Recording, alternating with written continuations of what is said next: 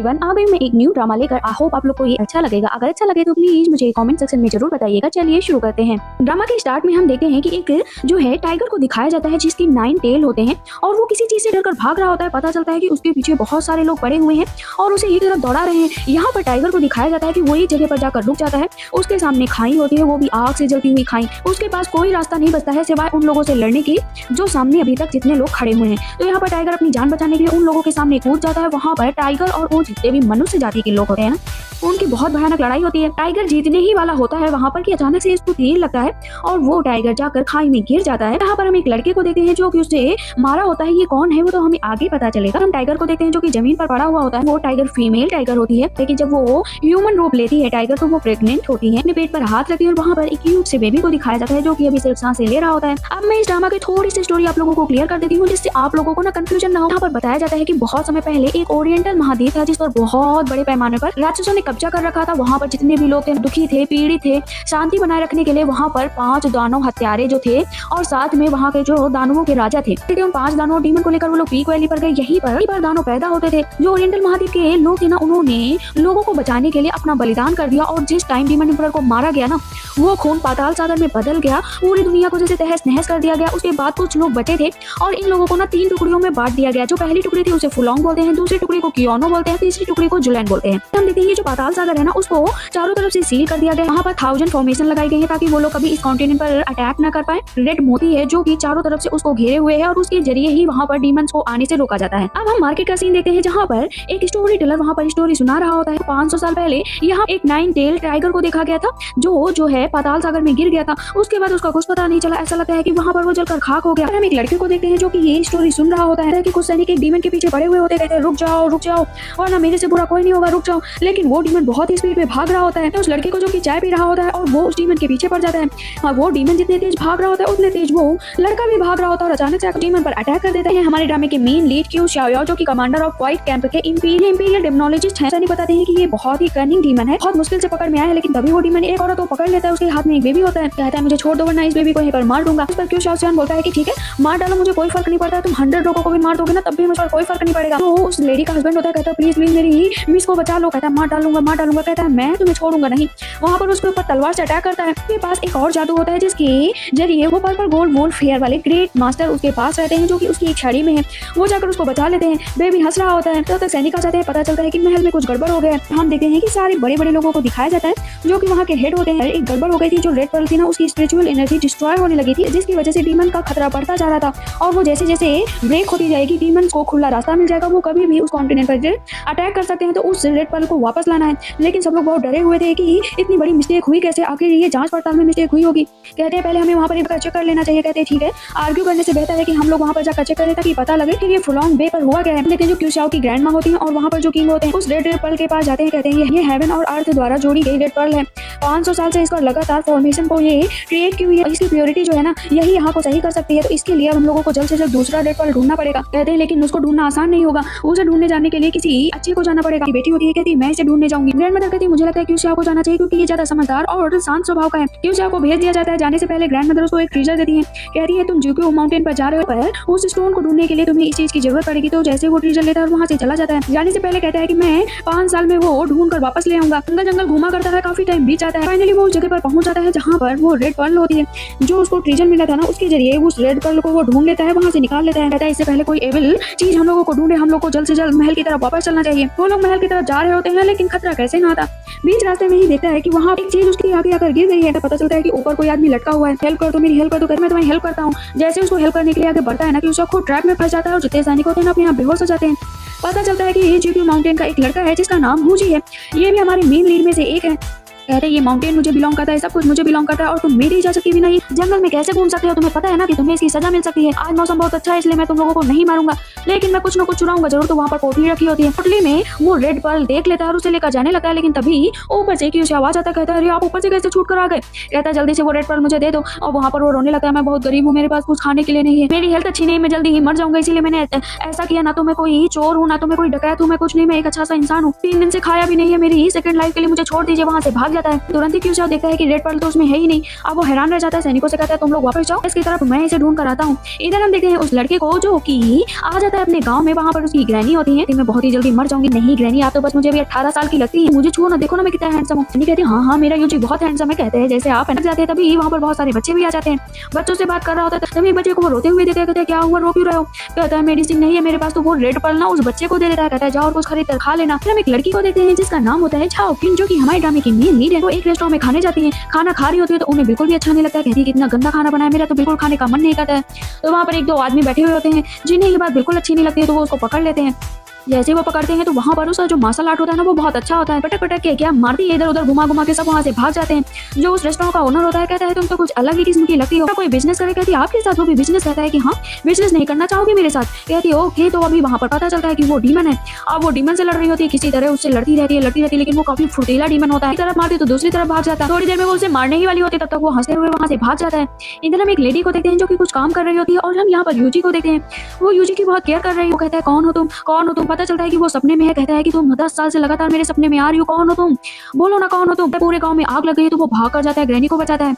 वहाँ पर क्यूचाओ भी आया हुआ होता है, जितने लोगों की मदद करते बनता था ना वो भी कुछ लोगों की मदद करता है। यहाँ पर सभी लोगों को एक एक करके गांव से तो निकाल लिया जाता है, लेकिन पूरे गांव का तो तहस नहस ही हो चुका होता है। कहते हैं ये क्या हो रहा है, लगता है कि किसी ने इंटेंशन वाइज किया है। फैन बैठे होते कहते हैं कि हाँ लगता तो है किसी ने ये इंटेंशन वाइज किया है। क्यूचाओ आ जाते हैं, इसलिए यहाँ पर आए हो क्योंकि तुमने जो वो रेड पर्ल ली है ना उसी की वजह से यहाँ सब कुछ हुआ है, क्योंकि वो रेड पर्ल एविल शक्तियों को अपनी तरफ खींचती है। कहता है कि मैं इसे नहीं जानता हूँ, मैं इससे पहली बार मिल रहा हूँ, मैं कुछ नहीं जानता हूँ, वो रेड पर्ल वापस दे दो। तो जो ओल्ड मैन होता है कहता है क्या सच में तुमने वो रेड पर्ल चुराई थी? कहते हैं कि अरे वो छोटी सी थी, एकदम छोटी सी स्पेल थी। वो ओल्ड मैन बहुत ऐसे गुस्साने लगते हैं कि जाकर जल्दी से वो रेड पर्ल ढूंढो और इसको दो, नहीं तो वरना बहुत खतरा हो जाएगा। वो रेड पर्ल ढूंढते ढूंढते आगे बढ़ रहा होता है। कहता है मुझे तो तुम ही पर शक है कि तुम पता नहीं कौन और कहाँ से उठकर आ गए हो, तुम पर लोग यकीन क्यों कर रहे हैं? वो बेबी जो होता है ना वो बैठा हुआ होता है, तभी उसके पीछे वो आ जाता है, ऐसा लगता है किसी ने उस पर अटैक किया। तभी वहाँ पर यूजी आ जाता है, कहता है क्या हुआ तुम्हें? तो कहता है डीमन है, डीमन है। चारों तरफ से वो लोग डीमन देखते हैं, वहाँ पर कोई डीमन नहीं होता। पूछते हैं कि ये बताओ तुम्हारा रेड पर्ल कहाँ पर है, लेकिन उसे कुछ याद ही नहीं आता है। कहते हैं वहाँ पर रेड पर्ल उन लोगों को मिल जाता है, लेकिन वो एक जूते के अंदर रखा हुआ होता है और जूता बहुत बदबू कर रहा होता है। हैंकी से वो रेड पर्ल निकाल लेता है, थोड़े से पैसे देता है, कहता है गाँव वालों को और अपना सबका इसे खाना पीना खरीद लेना। लेकिन अचानक से क्यूचाओ का जो पेंडेंट होता है वो चमकने लगता है। वो जान जाता है कि यहाँ पर कोई डीमन है। तभी यूजी पीछे से आ जाता है, खाना ले लो, गाँव वालों ने दिया है, मेरी गलती है कि मैंने वो रेड पर्ल चुरा लिया था, लेकिन माफ करना ना, मुझसे गलती हो गई। कहते कोई बात नहीं, दोबारा इन सब मामलों में मत पड़ना। लेकिन वहाँ पर क्यूचाओ जान जाता है कि ये डीमन है, क्या मुझे बेवकूफ बनाओगे? उन दोनों की लड़ाई होने लगी, वो उसे मार देता है। वहाँ पर हंसने की आवाज आने लगी, लेकिन वो तुरंत चेक करता है कि उसकी रेड पर्ल फिर से गायब हो गई है। सामने है यूजी आ जाता है, इस बार तो रियल वाला यूजी, तब उसके ऊपर अटैक करने चलता है। फिर वहाँ पर झाओकिन आ जाती है, कहती है इसके ऊपर क्यों अटैक करो? कहता है ये डीमन है। कहती है डीमन नहीं है, मैंने सूंघ लिया कि ये डीमन नहीं है। कहते हैं कि जल्द से जल्द वो रेड पर्ल हम लोगों को ढूंढना पड़ेगा, वरना डीमन चारों तरफ से अटैक कर देंगे। अभी वो ग्रैंड मास्टर को भी वहाँ पर बुला लेते हैं। यूजी कहता है ये कौन सी नई बला है? कहता है यार उस डीमन ने मेरे पिछवाड़े पर बहुत तेज मारा है, मुझे तो अभी भी दर्द हो रहा है। कहता है कि ये सब छोड़ो, मुझे ये जानना है कि ये किस तरह का डीमन है। मैं इसके फ्लॉ को जरा सा भी डिटेक्ट नहीं कर पाया क्योंकि वो झटके से आया और झटके से चला गया। कहते हैं कि ये ब्लड सफरिंग डीमन है, लगभग 300 ईयर्स पुराने होते हैं, बहुत ही पावरफुल होते हैं। अगर उन्होंने वो रेड पर्ल खा ली और उन्होंने पूरी एब्जॉर्ब कर ली तो वो तुमसे कई गुना ज्यादा पावरफुल हो जाएंगे, वो पूरे गाँव वालों को वो मार डालेगा। लेकिन पर्ल खाने के बाद वो गाँव से बाहर नहीं जा सकता है क्योंकि उसे हजम करने के लिए थोड़ा शक्ति चाहिए, तो वो गाँव में ही होगा, उसे ढूंढो। वो लोग जा रहे होते, देखे गाँव में कोई इंसान ही नहीं है। कहते हैं यार अब ये गाँव वाले कहाँ चले गए? पता चलता है कि पूरे गांव वाले ना उस डीमन के कब्जे में आ जाते हैं, किसी को कोई होश ही नहीं रहता। तो इस पर यूजी चिल्लाने लगता है कि बदतमीज कहीं के नालायक डीमन, हिम्मत है ना तो उससे लड़, मुझसे इन बेचारे बुढ़े लोगों से क्या लड़ने की कोशिश कर रहा है? आवाज आती है कि तुम मेरे हाथों से मरोगे क्योंकि मैंने रेड पर्ल खा ली है। चिल्लाने लगता है यूजी की तुम्हारी हिम्मत कैसे हुई? गाँव वाले उसके ऊपर अटैक करने चलते हैं। तो इस पर झाओकिन जाती बचाने लगती है, लेकिन यूजी कहता है कि इन लोगों पर अटैक मत करना, ये लोग इनोसेंट है। कहते हैं लेकिन ये सब मार डालेंगे। कहता मुझे कोई फर्क नहीं पड़ता, और उसका वो लोग गलत कहते हैं ना, तो वो कहता है प्लीज इन लोगों को मत मारना, ये लोग इनोसेंट है। अब वहाँ पर कोई रास्ता भी नहीं बच रहा था, तो जो झाओकिन होती है ना उसमें से ऐसे ही मार देती है दो लोगों को, लेकिन तभी गांव वाले पूरे मिलकर उसके ऊपर अटैक कर देते हैं। यहाँ पर हम देखते हैं जो ग्रैंड मास्टर होते हैं कहते हैं सब लोग टुकड़ियों में बढ़ जाओ, इन लोगों का सामना कर पाए। लेकिन जहाँ जहाँ पर भी वो लोग जाते हैं सारे गांव वाले पीछे पड़ जाते हैं। होजी होता है ना उसके ऊपर सारे गांव वाले एकदम से जैसे घेर नहीं लेते और उसी के ऊपर बैठ जाते। अचानक से पर उठता है और उसके अंदर से एक रोशनी निकलती है जो कि बहुत भयानक रोशनी होती है। वो अपने अंदर एक अजीब तरीके से एनर्जी महसूस करता है कि वो डीमन उस बच्चे के अंदर है। कहता है कि फाइनली तुमने ढूंढ लिया ना, कांग्रेचुलेशन, लेकिन कैसे बचोगे? वो उसके ऊपर अटैक करने चलता है तो दूर से क्यूचाओ देख लेता है, वहाँ पर अपनी तलवार फेंक लेता है। पहले अटैक से तो बच जाता है। वो डीमन कहता है इतनी आसानी से कहाँ किस किस को बचाओगे, अभी देखो मेरा फैसला। अब वहाँ पर वो बच्चा क्या करता है ना, सब के अंदर एक पावर छोड़ देता है, तो जितने गाँव वाले होते हैं ना वो एक दूसरे को ही मारने लगते हैं। और वो जो छोटा बच्चा होता है वो हुजी पर अटैक करने चलता है, कहता है रुक जाओ, लेकिन वो उसके अंदर चाकू घुसा देता है। क्यू शाओ कहता है निकालो उसके अंदर से वो रेड पर्ल निकालो, वो उसके अंदर कहता है ये बच्चा है, मैं इसे नहीं मारूंगा। कहता है वो किसी हिसाब से बच्चा नहीं है, वो डीमन के कब्जे में है, या तो तुम गाँव वालों को बचा लो या तो तुम इस अकेले बच्चे को बचा लो। उसके पास ना चाहते हुए भी कोई रास्ता नहीं था, तो वो क्या करता है ना, उसको एक मारता है। जो वो रेड पर्ल होती है वो तो बाहर आ जाता है, डीमन भी बाहर आ जाता है। डीमन को देखकर वो बहुत ज्यादा घबरा जाता है और उस बच्चे को उठाता है, कहता है उठ जाओ, लेकिन उस बच्चे की डेथ हो चुकी थी तो वो नहीं उठता है। इस पर वो डीमन कहता है कि मुझे वो रेड पर्ल दे दो वरना तुम भी नहीं जी पाओगे, जैसे ये बच्चा मर गया ना और जितने गाँव वाले हैं धीरे धीरे मर रहे हैं वैसे तुम भी मर जाओ। लेकिन हुजी को बहुत गुस्सा आ जाता है, तो अब जो हवा से भी तेज रफ्तार वाला डीमन था ना वो उसको घुमा घुमा के मारता है, लेकिन लास्ट में उसको बहुत चोट लग जाती है। वो रेड पर्ल छीनने वाला होता है लेकिन उससे पहले ही वो खा लेता है, कहता है आओ आप करेंगे मुकाबला। वहां पर वो उस डीमन को हवा में उड़ाकर इधर उधर पटक के बहुत मारता है। एक पल को लगता है कि वो डीमन भाग गया, लेकिन पीछे से फिर से अटैक करता है, लेकिन हुजी इस बार पूरी तरीके से चौकन्ना था, वो उसको तलवार से प्रहार करता है। तो वो डीमन कहता है कि मुझे मत मारो, मुझे जाने दो, क्योंकि तुम आम इंसान नहीं हो, तुम इन लोगों से अलग हो, मैं तुम्हें बताऊंगा कि तुम कौन हो। लेकिन हुजी को बहुत गुस्सा था तो वो उसे वहां पर मार देता है। थोड़ी देर में जैसे ही डीमन मरता है तो सब वो गाँव वाले अपने होश में आ जाते हैं, लेकिन उस बच्चे की डेथ हो चुकी होती है। तो उसकी माँ आती है, कहती है तुमने इसे मार डाला, तुमने मेरे बच्चे को मारा। सारा का सारा इल्जाम हुजी पर लग जाता है कि अगर तुम वो रेड पर्ल यहाँ पर लाए ही ना होते तो ऐसा हुआ ही ना होता। वो ये चीज बर्दाश्त ही नहीं कर पाता है और सारे गाँव वाले उसको ऊपर कोई सब्जी उठाकर कोई कुछ उठाकर उसको मार रहा होता है। जमीन पर बेहोश होकर गिर जाता है। पूरी केयर करने के बाद हम उसने रेड पर्ल खा ली थी, तो ग्रैंड मास्टर अपनी पावर का यूज करते हैं, कहते हैं इसकी प्रीमेडियल स्पिरिट बहुत ज्यादा हाई है, जो इनर फोर्स है ना वो इंक्रीज हो रही है धीरे धीरे, मतलब कि ये कोई मामूली इंसान तो है नहीं। और कोई अगर मामूली इंसान ये रेड पर्ल अपने मुंह तक भी ले गया होता ना तो वो वहीं पर मर जाता। अगर ये नहीं मरा है तो हमें इसके अंदर से रेड पर्ल निकालने की कोशिश करना चाहिए, कहती है। लेकिन रेड पर्ल कहाँ पर निकालेंगे, टाउन है वह, यहाँ पर हम वहाँ पर जा सकते हैं, इसके अंदर से वो पर्ल निकाल सकते हैं। क्यों शाह बोलता है कि हमारे पास ज्यादा टाइम नहीं है, अगर हम ऐसे ही डिले करेंगे तो पाताल सागर में आफत आ जाएगी, हमें वहाँ पर जल्द से जल्द चलना पड़ेगा। झाकिन होती है, कहती ज्यादा टाइम नहीं लगेगा, आधा दिन चलने में लगेगा और आधा दिन वहाँ पर पहुँचने में, तो हम वहाँ पर जल्द से जल्द जा सकते हैं। कहते हैं ठीक है चलो। और ग्रैंड मास्टर कहते हैं मैं तो सोया नहीं हूँ तो चलो मुझे लेकर चलो। लेकिन तभी गाँव वाले बाहर आ जाते हैं, बाहर निकालो। हुजी बाहर जाता है। जो ओल्ड मैन होते हैं कहते हैं कि तुम 10 सालों से यहाँ पर लगातार रह रहे हो, तुम्हारी वजह से गाँव वालों ने बहुत बड़ी मुसीबत झेली है, इसीलिए तुम्हें यहाँ से जाना पड़ेगा, कोई और रास्ता नहीं है। लेकिन वो कहता है मैं कैसे जाऊँगा। अब सब समझाने की कोशिश करते हैं लेकिन उसे गाँव छोड़कर तो जाना ही पड़ेगा। ग्रैंड मदर आती है, कहती है ये तुम यहाँ के लिए नहीं हो, तुम बाहर की दुनिया जाकर देखो, अपने आप को संभाल कर रखना। कहता है ग्रैनी मैं कैसे जाऊँगा। कहते कोई बात नहीं, जाओ और बाहर की दुनिया देखो मेरे बच्चे। वो अपना सामान उठाता है और वहाँ से निकल जाता है। ग्रैनी रोया करती है, गाँव वाले भी ज्यादा खुश तो नहीं होते हैं। सबसे पहले जो यूजी होता है उस बच्चे की कब्र के पास जाता है जहाँ पर उसे दफनाया गया था। कहता है कि तुम बहुत छोटे थे, तुम इस दुनिया से चले गए, कभी भी और किसी बच्चे को ऐसी मुसीबत में नहीं फंसने दूंगा। अब वो लोग निकल पड़ते हैं। बेबो टाउन बहुत बड़ी फेरी रहती थी, इसके अंदर से वो रेड पर्ल निकाल सकती थी, लेकिन वो कुछ दूर चलता ही थक जाता है। कहता है मुझसे तो नहीं चला जाएगा। झाकिन कहती है हम लोग को साथ में चलना पड़ेगा वरना बहुत देर हो जाएगी। कहता है मैं तो नहीं जाऊंगा। लेकिन यहाँ पर क्यू शाह को गुस्सा आ जाता है और उसके ऊपर अपनी पावर का यूज करता है। कहता है पीछे शांति से चले आओ। वो भागते भागते चला जाता है। कहता है मुझसे गलती हो गई थी, माफ कर दो ना। बीच पीछे हम लोगों पर गुस्सा भी करता है कि हाँ एक पल में देखो कैसे थे, एक पल में कैसे हो गए। फाइनली बेबो टाउन पहुंच जाते हैं। तो जैसे अपना जेट दिखाता है ना तो उसे जाने दे दिया जाता है कि यार मुझे एक बात बताओ कि ये तुम्हारे पास ये जो वो जेट में इतना पावरफुल है और इस जेट के जरिए तुम्हें कहीं पर भी आने जाने को दे दिया जाता है, काश मेरे पास भी होता है। झाकिन होती है, चली जाती है, कहती है मैं भी इसी टाउन में रहती हूँ तो मैं जा रही हूँ। यूजी की नजर एक जार पर पड़ती है जिस पर एक लेडी की तस्वीर बनी होती है, एकदम हॉट लेडी की। तो वो देख रहा होता है और बार बार ना क्यू शाह को बुला रहा होता है कि देखो आकर, लेकिन क्यू शाह कहता है मुझे इन सब चीजों में बिल्कुल भी दिलचस्पी नहीं है। और मैं ना जाते कहते हाँ क्या बात है, कितनी सुंदर लड़की है ना, मजा आ गया, इसे कोई भी इंटरेस्ट नहीं। आज से 8 साल पहले ये भी बहुत अच्छा था, बहुत अच्छे से खेलता कूदता था, लेकिन उसके बाद अब यहाँ पर क्यू शाह बोलता है कि चलो यहाँ से ग्रैंड मास्टर कहते हैं हाँ चलते हैं। तो यूजी होता है ना वो ग्रैंड मास्टर की चोटी देकर कहता है कि आपकी ये चोटी है तो कभी नहीं सही होती, आपसे अच्छी तो ना वो जार में लड़की बनी थी, वो हॉट थी। कहता लेकिन मास्टर जाना कहाँ है। वो उंगली से इशारा करता है कि वहाँ पर जाना है। यूजी के पेट में दर्द होने लगता है, वो मास्टर की चोटी पकड़ पकड़ कर खींचने लगता है कि मेरे से तो नहीं चला जाएगा। क्यू शाह कहता है कि चलो, वो उसे वहाँ पर एक टेबलेट देता है कि खा लो और आगे चलो। कहता है ये इतनी है। कहता हाँ बहुत महंगी है तो एक ही मिलेगी ना। दिन भर चलने के बाद वो फेरी के टेम्पल पहुंच जाते हैं।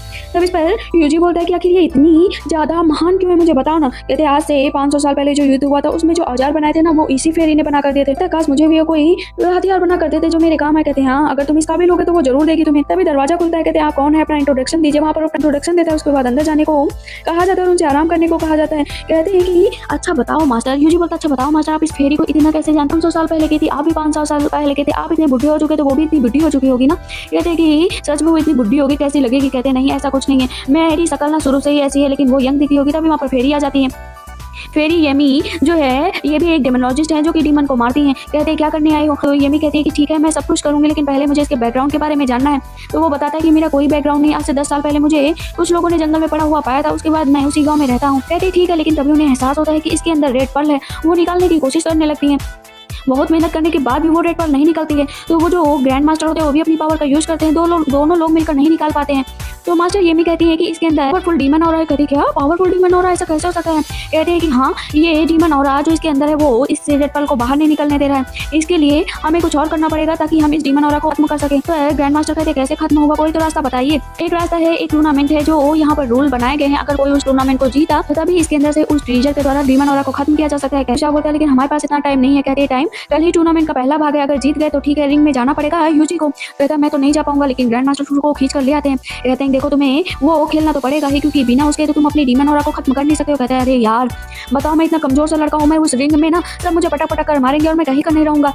कहते हैं हम लोग तुम्हें सिखाएंगे ना, चलो सीखो। लेकिन वो मना कर देता है, कहता मैं तो नहीं सीखूंगा, लेट जाता। कहता अरे मैं जीतूंगा ही नहीं, यहाँ पर इतने बड़े बड़े लोग आएंगे। कहते हैं कि तुम्हें क्यों सिखाएगा ना, ये बहुत ही पावरफुल है। कहता मैं नहीं सिखाऊंगा। कहता थैंक यू। अब वो उसे मनाता है कि चलो अच्छा सिखा दूंगा। ग्राउंड में लेकर जाता है, कहता मुझे सिखाओ। वहाँ पर वो उसे सिखाना शुरू करता है, एक जो है स्पेल तैयार करता है और कहता है ऐसे ही करना है, पत्थर को तोड़ देता है। कहता है अब तुम स्टार्ट करो। पहली बार में स्टार्ट करता नहीं कर पाता, दूसरी बार में स्टार्ट करता नहीं कर पाता है, थक जाता है। कहता मुझसे नहीं हो पा रहा है, लेट जाता है जमीन पर। कहता मुझसे हो ही नहीं रहा है। तो इस पर क्यों उसके ऊपर बहुत गुस्सा करने लगता है। तभी वहाँ पर ग्रैंड मास्टर आते हैं, कहते हैं मैं तुम्हें सिखाऊंगा इन सब चीजों को कैसे करना। कहता है सच में ग्रैंड मास्टर? अब वो जमीन पर पड़कर उनको प्रणाम करने लगता है। कहता है क्यों को भी करो, क्यों को भी करता है। कहता है कि मुझे सिखा दो ना दोनों मिलकर। अब वो वहाँ पर वो कहते हैं ठीक है, 3 दिनों के अंदर तुम्हें वो रेड पर्ल लेनी है, उसके पहले तुम्हें जो सीखना है सीख लो।